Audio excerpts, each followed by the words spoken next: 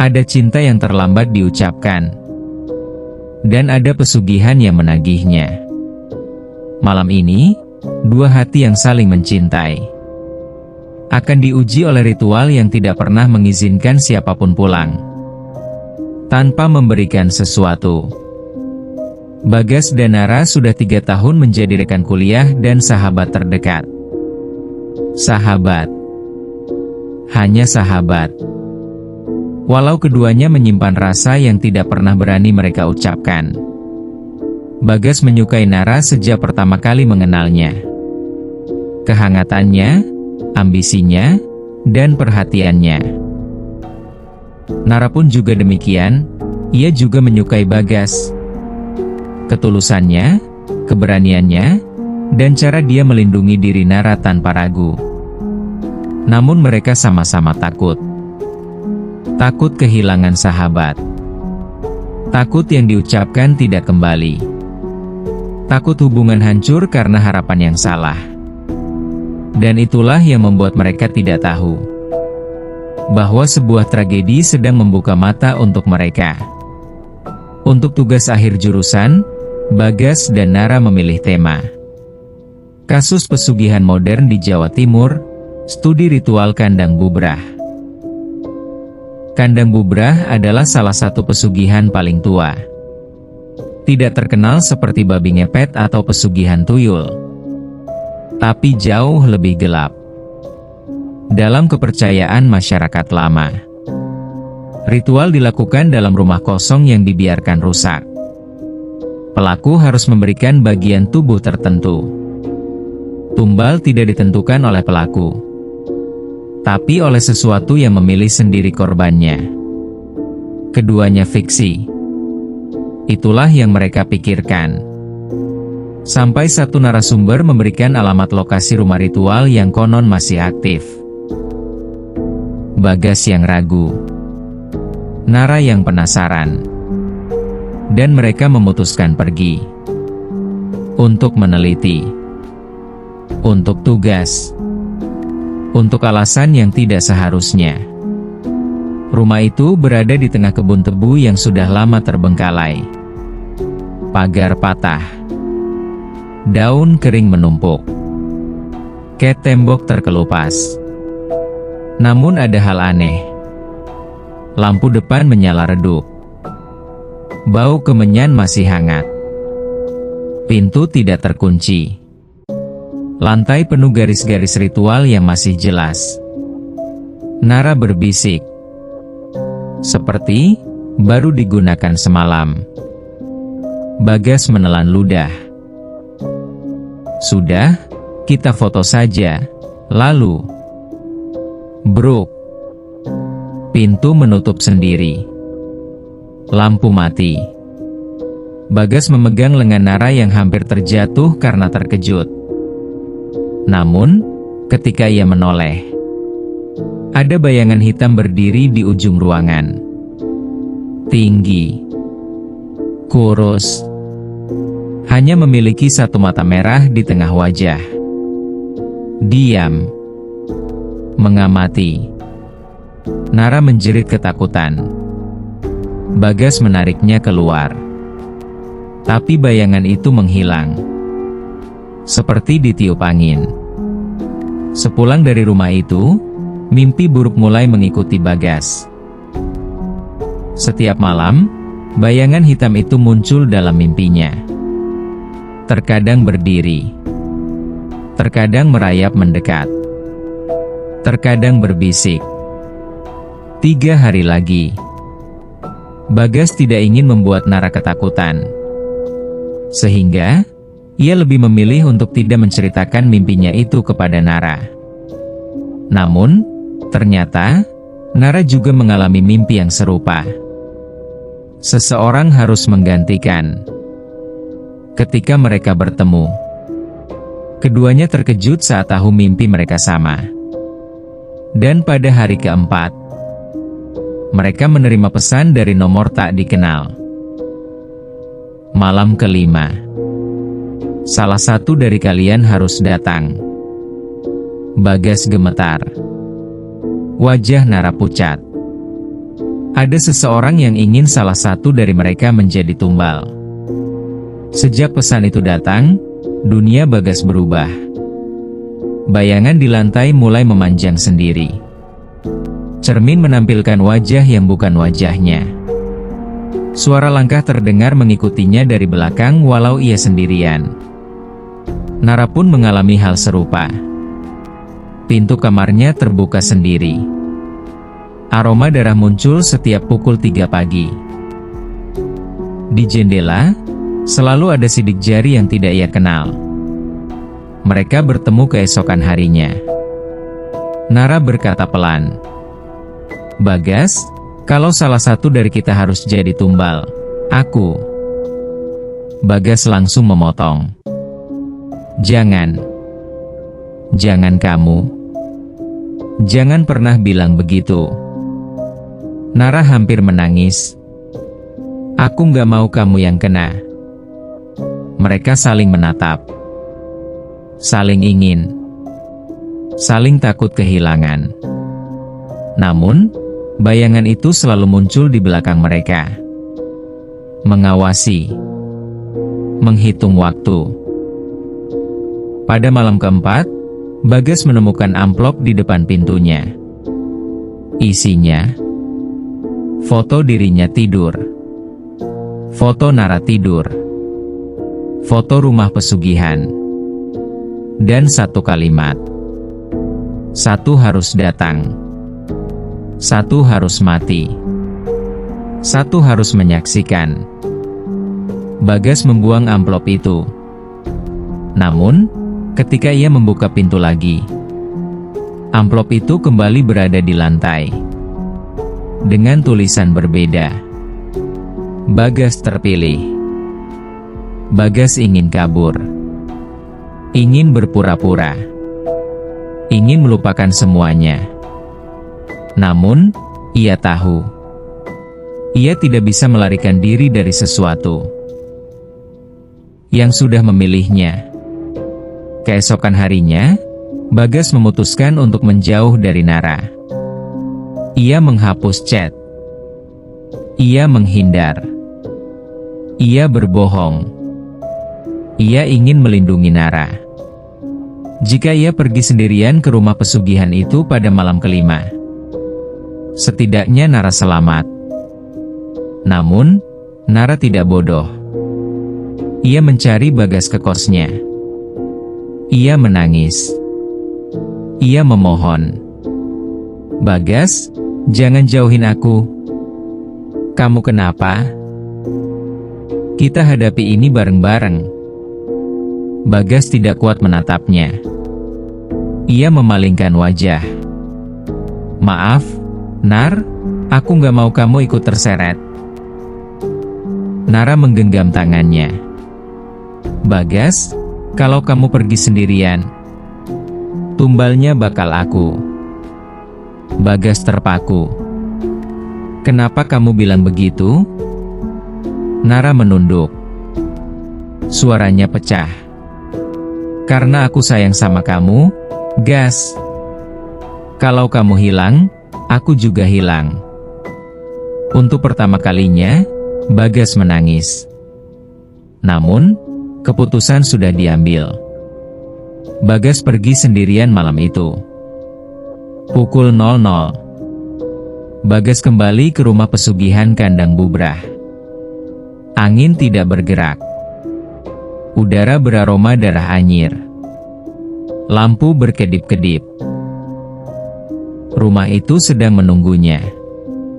Bayangan tinggi bermata merah berdiri di dalam ruangan. "Kau datang." Bagas mengangguk. "Aku datang." "Lepaskan Nara." Bayangan itu bergerak mendekat. Tidak ada yang datang tanpa memberi. "Apa yang akan kau berikan padaku?" Bagas tidak menjawab. Ia hanya menutup mata. "Ambil aku. Asal jangan dia." Tiba-tiba ruangan bergetar keras. Bayangan tertawa. "Sudah kupilih sejak awal." Bagas membuka mata. Di belakangnya, Nara berdiri di pintu. Mata berkaca-kaca. Tubuh gemetar. "Gas, jangan tinggalin aku." Bagas berteriak. "Kenapa kamu datang?" Nara menangis keras. "Karena aku gak mau hidup tanpa kamu." Bayangan itu mulai membesar. Dan keduanya menyadari, tumbal yang dipilih bukan Bagas, juga bukan Nara, melainkan salah satu dari mereka. Yang pertama mengaku cinta. Bayangan itu menunjuk Nara. Dia memilih. Dia mengaku. Dia menjadi tumbal. Nara terjatuh. Bagas histeris. "Tidak. Jangan dia. Ambil aku." Bayangan itu menggeleng. "Kalian manusia. Kalian yang membuat aturan itu.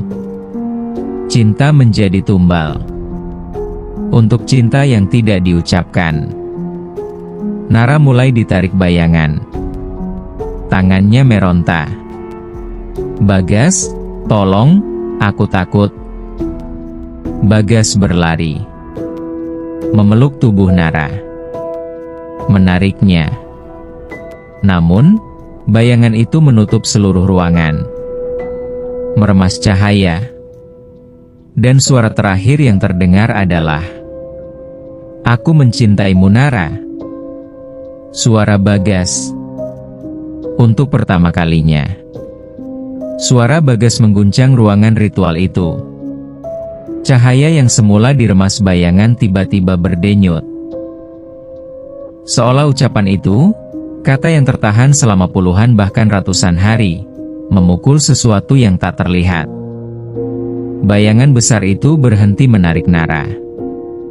Untuk pertama kalinya, ia tampak ragu. Bukan takut, tapi terkejut. Bagas memeluk Nara erat, tubuhnya gemetar hebat. Sementara Nara terisak, ketakutan dan terkejut mendengar kata yang selama ini ia tunggu, tapi tak pernah keluar dari mulut Bagas. Bayangan itu mendekat perlahan. Suara beratnya menggetarkan dinding-dinding tua. Cinta yang diucapkan tidak bisa menjadi tumbal. Bagas menatap lurus ke arah bayangan. "Ambil aku saja. Biarkan Nara pergi dari sini." Nara menutup mulut Bagas sambil menangis.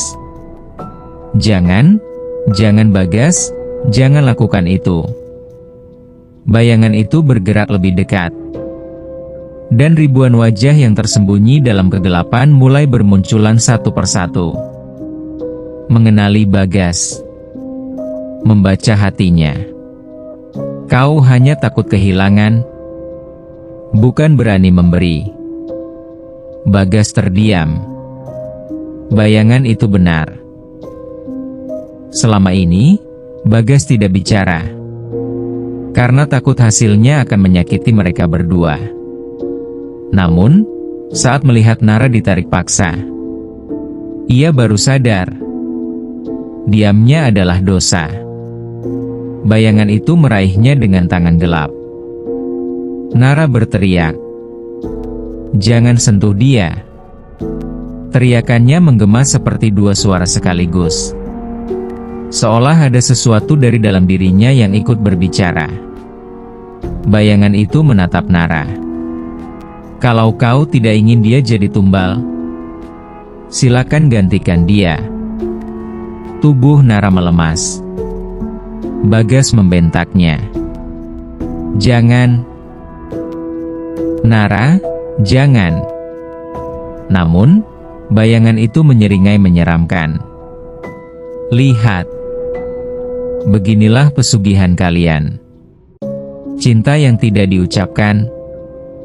Selalu ada yang korban." Dari lantai, muncul bayangan-bayangan lain. Lelaki dan perempuan, tua dan muda.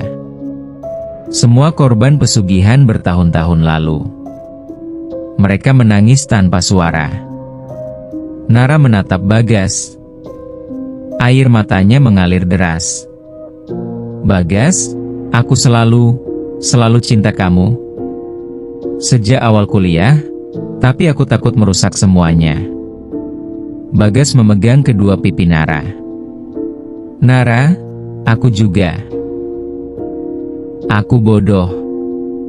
Aku terlalu takut kehilangan kamu sampai lupa. Kalau diam justru bikin aku hampir kehilangan kamu selamanya. Nara memejamkan mata. Bayangan itu berhenti. Seluruh ruangan membeku. Bayangan raksasa itu menatap mereka bergantian. Dua hati sudah terikat. Pesugihan ini tak lagi punya tumbal. Ritual di lantai retak. Simbol-simbol kuno pecah. Lilin-lilin padam satu persatu. Namun, perubahan itu membuat sesuatu yang lebih tua bangkit dari dalam tanah. Tanah bergetar keras. Tembok runtuh. Bayangan itu terhuyung. Suara berlapis-lapis keluar dari tubuhnya. Kekuatan pesugihan ini mencari tumbal baru. Tidak ada cinta yang bisa menahannya. Bagas menarik Nara ke belakang punggungnya sambil menatap bayangan itu. Tunggu, jadi bukan kamu yang ambil tumbal? Bayangan itu menggeleng lambat. Bukan aku. Aku hanya penjaga pintu. Yang menagih adalah Tuan Pesugihan. Lantai pecah. Dari dalam tanah muncul tangan raksasa hitam. Bukan bayangan, melainkan wujud seperti campuran tulang dan asap pekat. Tuan Pesugihan. Makhluk yang jauh lebih tua, lebih haus, lebih gelap. Ia mengaum. Suaranya mirip ribuan manusia berteriak sekaligus. Berikan salah satu dari kalian. Nara jatuh berlutut. Ia menangis ketakutan. Bagas berdiri di depan Nara untuk melindunginya. Ambil aku, lepaskan Nara. Tangan itu meraih Bagas. Nara menjerit. Saat tangan besar itu hendak menarik Bagas, Nara memeluk Bagas dari belakang. Enggak. Kalau kamu pergi, aku ikut. Tuan Pesugihan terhenti. Dua orang. Satu pilihan. Satu cinta. Ia memandang mereka lama. Lalu, cinta kalian murni? Tangan itu mengendur. Tuan Pesugihan berbisik. Dan aku benci yang murni. Tumbal tidak bisa diambil jika cinta itu tanpa syarat. Karena pesugihan selalu menagih hal yang pecah, bukan hal yang utuh. Maka, ia melakukan hal yang lebih kejam. Kalau aku tak bisa ambil satu, aku ambil kenangannya. Asap hitam menerjang. Bagas dan Nara terlempar terpisah. Dinding pecah. Lantai runtuh. Bayangan Nara mulai memudar. Matanya kosong. Ia lupa siapa dirinya. Bagas merangkak ke arahnya. Nara. Nara, lihat aku. Nara menatapnya tanpa mengenalinya. Siapa kamu? Bagas hancur seketika. Bagas mengguncang tubuh Nara. Sayang, tolong, lihat aku. Nara menggigil. Air matanya keluar tanpa ia mengerti apa alasannya. Aku merasa kenal. Tapi aku nggak tahu siapa kamu. Bagas memegang kedua pipi Nara. Nara, waktu kamu bilang kamu cinta aku, itu bukan kebetulan. Kamu gak salah pilih. Kamu cuma lupa. Tuan Pesugihan tertawa keras. Cinta kalian memang kuat, tapi tidak cukup untuk melawan aku. Bagas menutup mata. Lalu ia berteriak sekuat hidupnya. Nara, aku cinta kamu. Dari sebelum kita masuk gedung ini. Dari pertama kamu tersenyum waktu praktikum. Aku cinta kamu setiap hari, setiap detik, walau aku tak berani ngomong. Nara terkejut. Sesuatu dalam dirinya retak. Ia memegang dada. Bagas? Bagas, aku. Cahaya kecil muncul di jantung Nara. Tempat rasa cinta itu menetap. Tuan Pesugihan meraung marah. Asap hitam kembali menyerang. Bagas memeluk tubuh Nara. Menyelimuti, menahan. Cahaya dari dada Nara menyebar. Membakar asap hitam. Mendorong kegelapan kembali ke tanah. Tuan Pesugihan mengerang kesakitan. Cinta kalian tidak akan bertahan di dunia manusia. Kalian akan runtuh juga. Bagas tersenyum meski tubuhnya penuh luka. Mungkin. Tapi kami akan jatuh bersama. Nara memeluk Bagas erat. Cahaya itu semakin kuat. Dan Tuan Pesugihan meledak menjadi debu hitam. Gedung itu runtuh. Namun, Bagas dan Nara terlindungi cahaya sampai semuanya gelap. Bagas membuka mata. Ia terbaring di rumah sakit. Ia merasa ada seseorang yang menggenggam tangannya. Hangat. Nara duduk di samping ranjang. Matanya bengkak tapi tersenyum. Kamu ingat semuanya? Nara mengangguk pelan. Aku ingat cinta kamu. Bagas menutup mata, menangis lega. Dan aku ingat cinta kamu. Ucap Nara lirih sembari memeluk Bagas.